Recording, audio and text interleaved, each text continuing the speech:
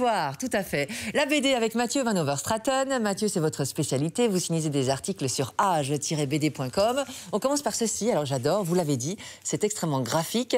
Le don de Rachel. Oui, une très belle couverture. Oui. Alors l'histoire démarre à Paris en 1848. Rachel, donc le don de Rachel. Rachel, c'est une jeune femme, comme on voit ici, au teint pâle, oui, aux grands yeux bleus envoûtants. Et tout de suite, on comprend, le titre le dit aussi, mais qu'elle a un don incroyable, puisque Rachel, c'est une voyante, donc elle parvient à deviner plein de choses sur les gens, sur leurs histoires, rien qu'en les regardant. Ouais. Mais en plus de ça, elle a d'autres dons, puisque, par exemple, l'histoire commence avec Rachel qui se réveille en pleine nuit et qui se met à sa table et commence à écrire un poème. Et en réalité, ce poème, c'est un poème que Victor Hugo écrira seulement 10 ans plus tard.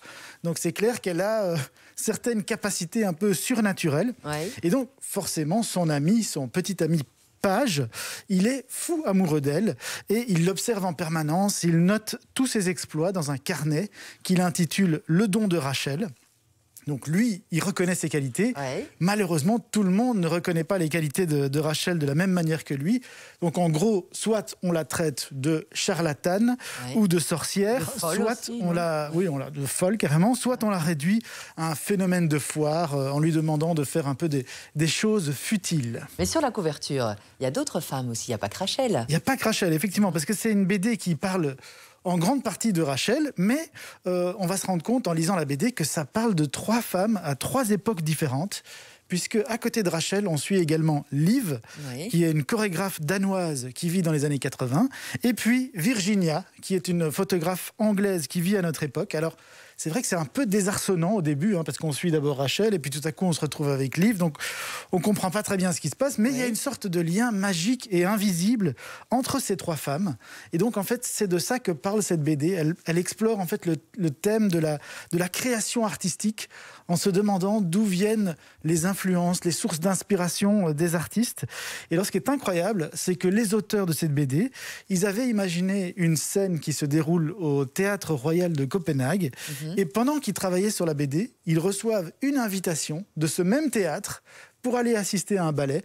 Donc c'est clair que pour eux qui étaient un peu dans cet état d'esprit-là, hasard ou coïncidence, ils ont clairement interprété ça comme un signe. Alors les dessins sont somptueux, je trouve, ouais, et on peut passer 2-3 pages, plusieurs planches, sans dialogue en fait. Exactement. C'est juste du dessin. Oui, il y a beaucoup de scènes muettes. Alors c'est une BD qui est très réussie sur le plan graphique, notamment grâce à ce personnage de Rachel et ses grands yeux comme ça, qui est un peu envoûtant, un peu mystérieux. On comprend tout de suite qu'elle voit des choses que les autres ne voient pas.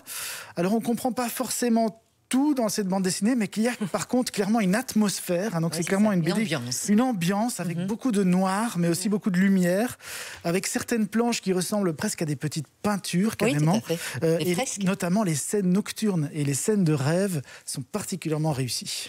Les auteurs, un duo. On a Pandolfo d'un côté et j'aurais pas dû me lancer. Et Risberg de l'autre. Risberg, Terkel Risberg, qui est un dessinateur danois, et oui, Anne-Caroline Pandolfo, qui est une scénariste française. C'est un couple alors? C'est un couple, okay, au papier comme, oui, comme à la vie, je ne sais pas comment on doit dire. Alors les amateurs de BD, ils les connaissent très bien, Pandolfo et Risberg, puisque c'est déjà leur 8e BD ensemble. Ouais.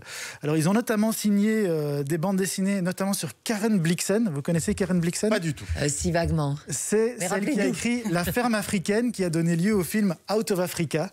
Donc oui, c'est une célèbre écrivaine danoise, donc une super BD qui s'appelait La Lionne. Ils ont aussi fait une BD très originale sur l'art brut.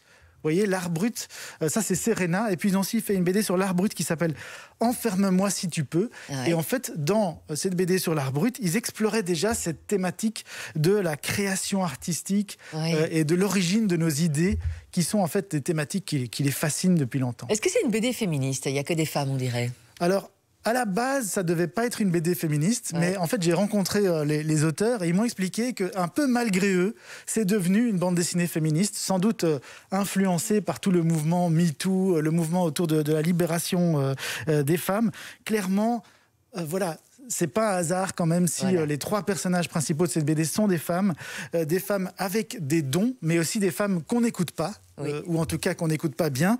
Et donc clairement, oui, je pense qu'il y a un message féministe derrière cette bande. Elle va plaire à qui cette BD? Je crois qu'elle va plaire clairement aux amateurs justement un peu d'art, amateur de dessin, amateur de parcours aussi un peu extraordinaire, comme cette voyante Rachel. Jouons, allez jouer avec nous si vous voulez remporter la BD. Tout à l'heure avec vous Mathieu, il sera question de filles.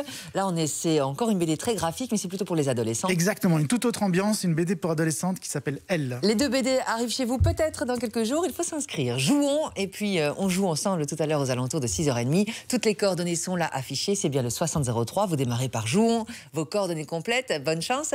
Tirage au sort dans quelques minutes. La météo avec vous.